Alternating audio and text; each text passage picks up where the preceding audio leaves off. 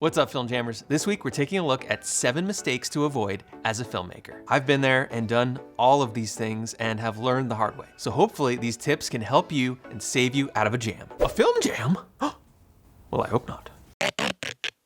Film jams. So if you're just starting out, there's definitely a lot to think about when you're making a film. Planning, crew, equipment, locations, so many pretty lenses, editing, post-production, buying hard drives. I'm overwhelmed already. All right, without further ado, just the tips. Don't forget about setup and breakdown. One thing I see many new filmmakers do is they don't plan for their setup and their breakdown time. Setting up a new scene can take an hour or more. From unloading equipment to setting up cameras and lights and dressing the set, there's a lot to do. And if you don't account for that setup time, you can easily get behind schedule. Then, at the end of the day, make sure to allocate time for breakdown and wrap. It can take another hour to let the lights cool down, pack up the trucks, and get all your stuff out of the location. And it can take even longer if you have a smaller crew. So make sure to account for setup and breakdown time so you don't get behind schedule or go into overtime. I didn't forget, I'm just bad at planning. Well, then find someone who can plan for you. Okay. Don't say, fix it in post. It's not always as easy to do as it might seem on set. Yes, you can paint a boom pole out if you have to, and VFX have gotten a lot more prevalent and cheaper than they used to be. But if you start having too many fix it in post scenarios, your editing budget could balloon. Or you may not have the person power to get it done. I had a project that we kept saying, yes, of course, we'll fix it. We'll have a water fountain shooting banana juice. Boing, boing, boing. We'll give the doll laser beam eyeballs. We'll make this giant short like a hobbit and get rid of the Starbucks cup in the background. Just kidding, leave that in. And when it got time to editing, we had so much to do in post-production and VFX that the project never got done. So always try to get it right, or at least passable on set, because you might not have the time or the budget to fix it later. But what about the water fountain that shoots bananas? It was such a good idea. Avoid troublesome locations. Choose your locations wisely. A wise man once said, don't pick a location that's close to an auto repair shop, because you might hear. Also try to avoid busy roads, bars, and other public locations unless you're able to close them down to film. Once I had to film at a beach bar location, and I spoke with the manager and they assured us that yes, we'll be open for business, but it'll be quiet. Then the day of the shoot, we got to the location and there was another manager working, and they said that there was a band and they were gonna go on in 45 minutes. Yeah, we paid the band. The band's gonna go on in 45 minutes, buddy, sorry. When are you guys filming again? So we had to reschedule the entire shoot. And when we did, our producer made sure to select a location that we had complete control over. So choose your locations wisely.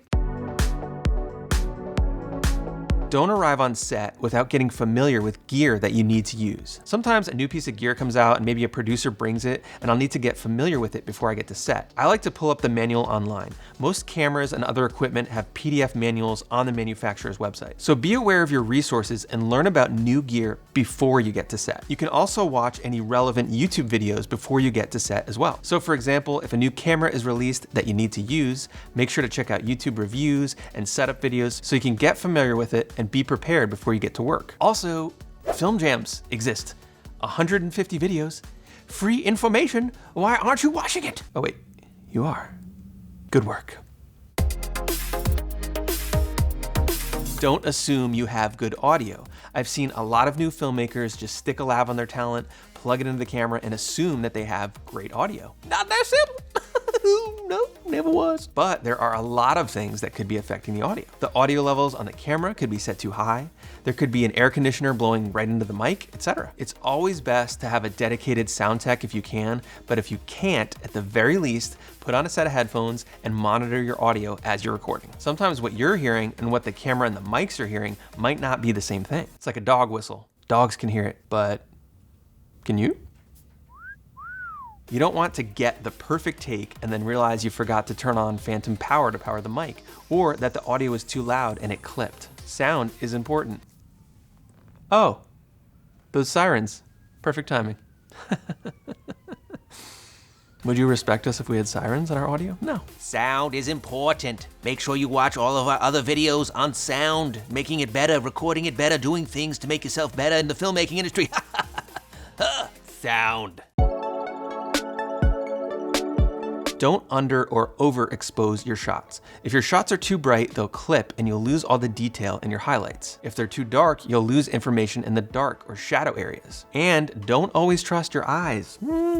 Sometimes if you're filming in a dark room and you're viewing it on a bright monitor, it can look like your image is properly exposed. But I've learned this one the hard way. I was shooting on an unfamiliar camera and it looked great on the screen, but when I got it back to the editing suite, it was way underexposed.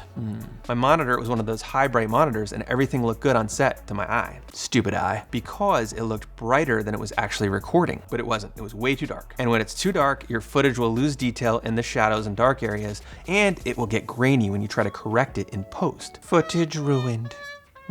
Most cameras and monitors have a waveform tool that lets you see your exposure levels. Don't trust your eyes. Trust your scopes. Always use your waveform monitor to confirm your exposure levels. If it's above 100, your highlights are clipping. You lost the detail, it's gone, it's not coming back. And if it's below 0, you're losing detail in the black areas. As a general rule of thumb, I like to keep my skin tone levels around the 50 to 70 IRE level on the waveform monitor. So always check your scopes so you don't over or underexpose. I never underexposed anything. I swear, I never would do that.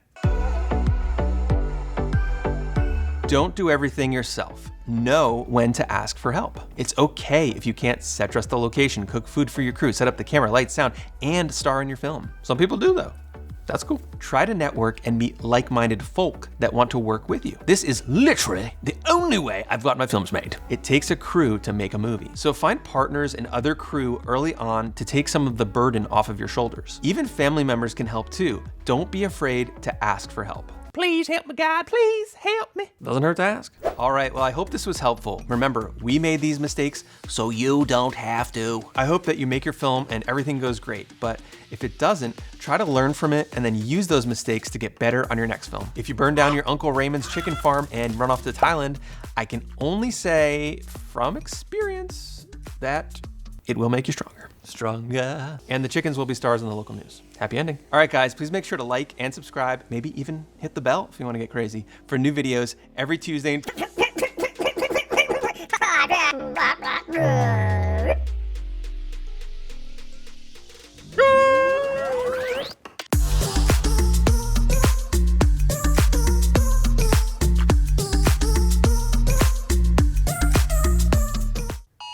Oh my God, tornado warning.